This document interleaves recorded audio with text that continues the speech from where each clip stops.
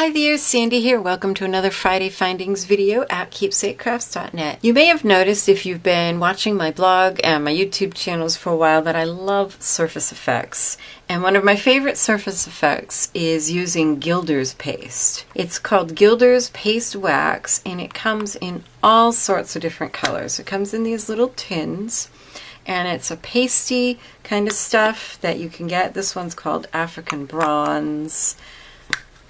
This one I use a lot, Antique Gold. This one I've been falling in love with lately is the one called Patina.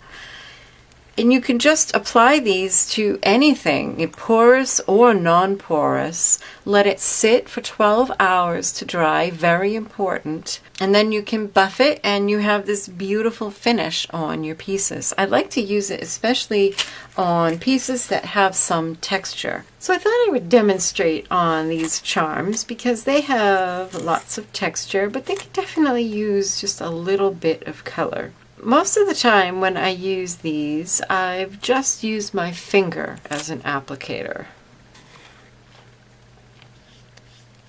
So here's some green, and we'll go ahead and use that to go on the frog.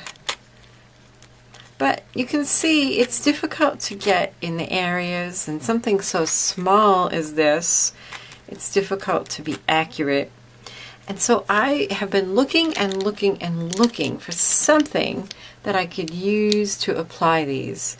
And what I've found is this set. These are a Martha Stewart set, the Daubers set, and they are perfect. They're nice and soft, and you have a variety of sizes so that you can get into detail areas that you can't with your finger.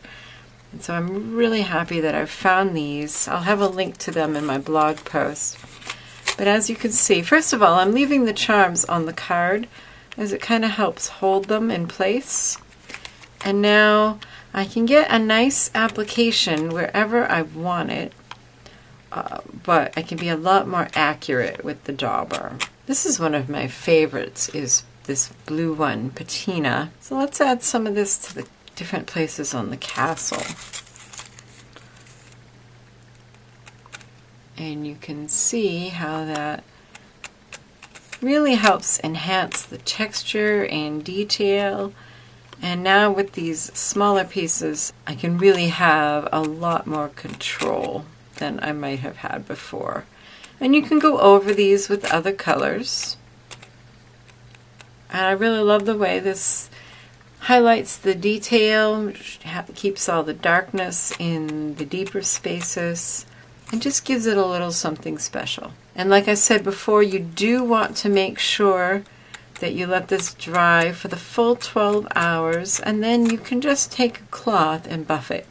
But if you do that before the 12 hours is up, you will find that you'll just be wiping it right off. But if you do it after the 12 hours, it'll shine up really nicely. Here are some charms I did yesterday, and if you take a look at this scallop shell, and just watch as I go over it a couple times with a towel, how it just really shines it up nicely. Just like any wax finish that you might add to a project.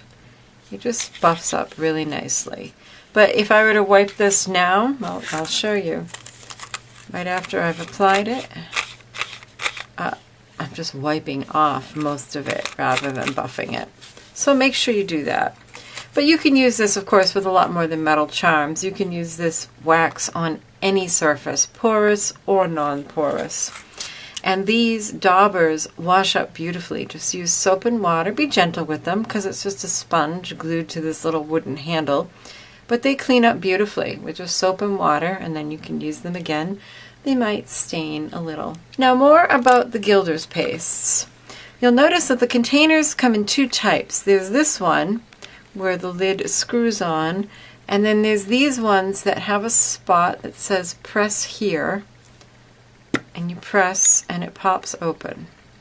Now this is copper, and this was my first one of the first ones that I got. I used this a lot, but I was disappointed because it started to dry out on me. Kind of like this one you can see is drying out. This one still has a little bit of moisture. You saw I was able to use it a little bit on the frog, but it's quite dried out. And so if you find that that's the case, there's a couple things you can do. First of all, to prevent it from drying out, what a lot of folks do is they take a sheet of like Glad Press and Seal and place it between the lid and the bottom. And that will help seal it more tightly and keep things from drying out. Also, if you have one that has dried out, don't throw it out and order another one. You don't need to do that. What you can do is add some paint thinner. You can see this one here is looking a little gloppy, and that's because I added quite a bit of paint thinner to this. I really appreciated being able to just dab my finger on the surface and having it nice and creamy. So I added a fair amount of paint thinner to this, probably just so that it was the empty spaces were filled with paint thinner. Covered it up and let it sit for, I don't know, till the next time I needed to use it.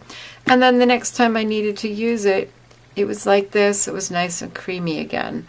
Or you can just add a few drops of paint thinner to the center. Use some sort of a tool, like a plastic palette knife, to kind of mix it up. And then you'll be able to use those areas. You can take Gilders pastes and thin them down a lot and use them as a paint and add them to real detailed specific areas, or just an overall application. So here are a few of the colors I have, just so you can see. I have Inca Gold, Copper, Antique Gold, Silver, which I don't think I've actually used at all, surprisingly. Sometimes you just don't know what you're going to love. Whoops. African Bronze, which I think I need to add some paint thinner to, because I love this color, but it's kind of dried out. Verdigris, which again I don't use as much as I thought I would, and Patina, which I use a whole lot more than I thought I would. And there's lots of other colors. There's reds, I have a lot of metallics here, but there's a lot of other colors that you can choose to color your pieces however you like. So just another idea for surface treatments. If you're interested in these supplies, there's a link in the upper right and the description box to go to my blog post. If you like my videos, give a thumbs up, share, and subscribe if you want to see more. I upload new videos every Monday, Wednesday, and Friday. And if you've benefited from these videos, consider becoming a patron. You can support this channel with $1 a month or whatever you can afford. See my Patreon page for details. Happy creating. Bye-bye.